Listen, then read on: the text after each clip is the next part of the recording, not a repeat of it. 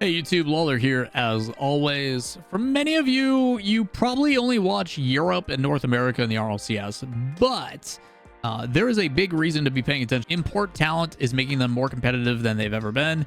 Second thing is, while they may be a minor region, they're going to majors and punching some of your favorite teams in the mouth.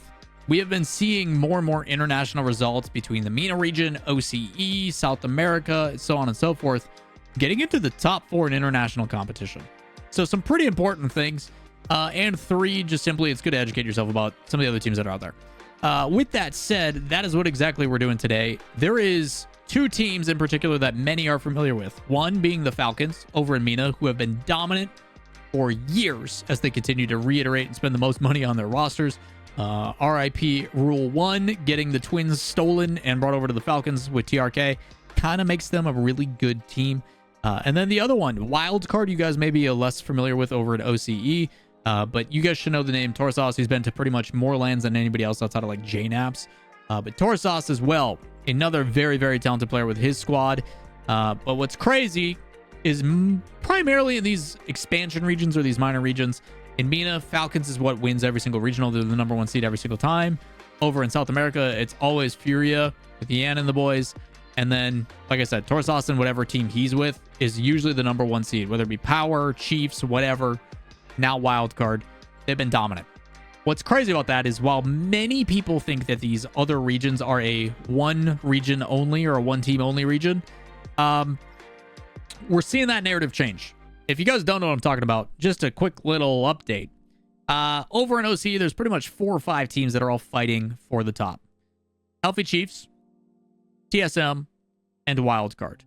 But what's crazy is there is a new team that ironically I was supposed to do the team stream for, but I couldn't ruin my entire schedule to do so. And now I'm kind of like, maybe I should have. With Caleb, Lunar, and Laxum. What's crazy about it is the run that they just made this past weekend. Obviously, everybody was tuned in and locked in for NA, but some things to pay attention to. Top teams are performing. Power falling a little bit short. Does make it through the lower bracket, where they lost to Prodigy, which many people aren't going to know who Prodigy is. He used to play, I think, with Kami back in the day, and I think it was the Elevate, whatever the team was where they played in the APAC region. Hawk was one of those people they considered. He was playing with like Realize and stuff like that as well. 2 of the top 3, in my opinion, pushing through the uppers. Power showing that they can bleed. Prodigy is coming through. That team I just talked about, Lunar, Laxon, and Caleb, took down Wildcard not once, but the run that they made in this past weekend is trying to tell me that it's not a fluke. They ended up winning and beating Wildcard, as Wildcard has been the number 1 team. Like, I'm gonna make this real simple for you guys. First.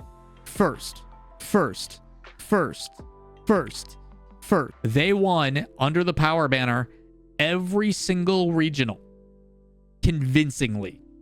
They never went to a game 7. They dominated in 6 or in 5 at worst every single time. So for that team to lose is pretty crazy. We are seeing depth in OCE. Wildcard, the favorites, Power not even making it as a top seed. TSM with Amphis, Super Lucky, and Kaka, you guys should know. Healthy Chiefs is a new iteration. They also have some European representation with Raziers. Imports going over to OCE. If Chiefs actually end up making the major, we will probably have European representation in every region at the major except for South America, which is kind of a crazy stat. And then Scrims World. There is legitimately 5, maybe 6 teams in OCE that are fighting for these spots, and it is not one-sided. So they did beat Wildcard in a game 5. They then go in as the high seed and lose to that TSM team that many people are very, very happy about as the 1-2. Wildcard gets revenge, and they end up moving into the semifinals, where Scrims plays them again and beats them in game 7. That is like when Yoris went to the EWC event with the Chiefs, with Gus and Hunter, and beat Gentlemates not once, but twice in the same event. It's crazy. So they do it in 7, lots of OTs. They then win a close game 7, then they go to another game 7 and beat the other, what many consider second best team in the region. That's pretty crazy. That is a team to pay attention to. That is so exciting. And what's even nuttier about it is they were down 3-2 in the series at one point and still clutched up. And then obviously we have to talk about the other one, which I think shocks more people. It's Team Falcons. So if you guys don't know Twisted Minds, it is Rise, Atomic, former G1, Rise, former Oxygen, BDS, wherever he was. I forget. He jumped to so many different teams. And in Naupo, he was former KC. Thank you. Sorry. He played on like 8 teams in the last year and a half. Twisted Minds beat Falcons. We've seen them do it before in bracket play, but not in the playoffs. The Twins joined December of 2023. So if we go look at the results back in 2023, so they won here, win, win, win, win, win, losing in international, win, win, win, struggle in the group stage, but still win the final. London Major, they took second place. They win. Second place at Esports World Cup to Monkey Moon.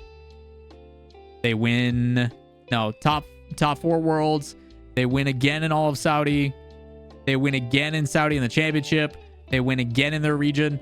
Like, to talk about how good that Falcons team has been and to see them dethroned by what is a team that has only been together for a couple months at best, with people like Rise playing on 100+ ping, that's to me saying something.